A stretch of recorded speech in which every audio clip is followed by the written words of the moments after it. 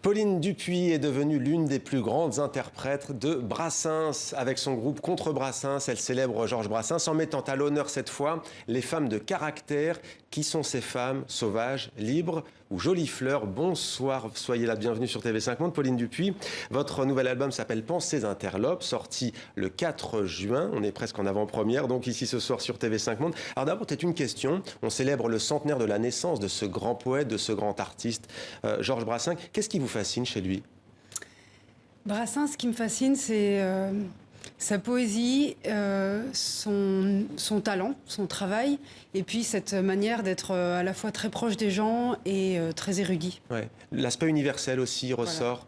Voilà. Vous interprétez une sélection de ses chansons avec humour, beaucoup de fantaisie, de tendresse, aussi de malice. Alors les textes choisis célèbrent les femmes de caractère. Pourquoi cette thématique cette fois-ci?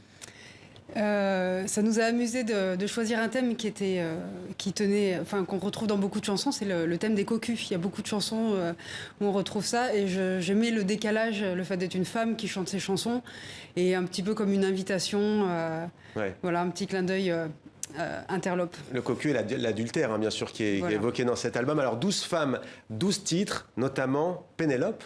On regarde.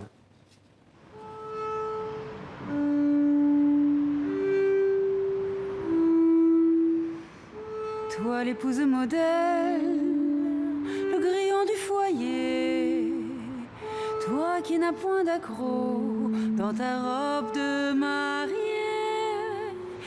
toi l'intraitable Pénélope, en suivant ton petit bonhomme de bonheur, ne berces-tu jamais en tout bien, tout honneur, de jolies pensées interlopes, de jolies pensées interlopes. Voilà, de jolies pensées interlopes. C'est le premier titre de l'album. On peut dire qu'il ouvre bien le bal. Oui. C'est vraiment le thème de cette chanson qui est vraiment une discussion, une invitation à réfléchir peut-être à son couple, je sais pas. En tout cas, ça lance le disque et d'où le titre. Et qui sont alors ces femmes sauvages, libres, jolies fleurs, chameaux? Qui sont-elles? Elles sont celles qu'on a envie de voir, justement, comme on disait, la capacité de Brassens à nous sentir proches de lui et de ses histoires. Moi, j'avais envie de souligner cet aspect féminin pour que chaque femme puisse prendre ce qu'elle a envie. Vous dites, j'aime l'idée que ce disque vienne susurrer des idées coquines aux oreilles de celles et ceux qui l'écoutent.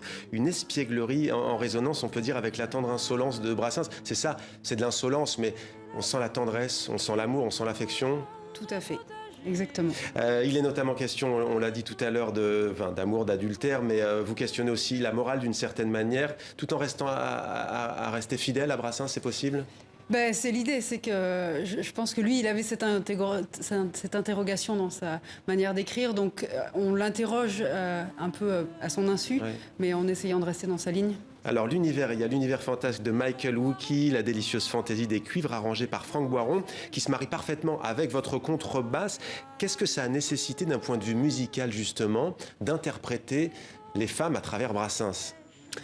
Alors d'un point de vue musical, premièrement c'est ma voix en fait qui le porte, donc ça par rapport à ça il y a pas grand chose à faire, elle est là. Mais par contre le fait de souligner les lignes mélodiques et de faire en sorte que les arrangements fassent entendre justement ces lignes mélodiques dans les chansons de Brassens. Alors l'héritage de Brassens, selon vous, que laisse-t-il pour nous, chaîne de la francophonie, que laisse-t-il à la langue française? Que laisse-t-il, tout à l'heure on parlera du patrimoine matériel de la France dans la deuxième partie, sur le patrimoine, on va dire, littéraire? Qu'est-ce qu'il nous laisse? Il nous laisse l'envie d'aimer la culture française, je pense, pour plein de gens et de cultures, justement. Accessible à tous et à toutes. Qui, par cette richesse de langue et cette proximité, peut devenir en plus...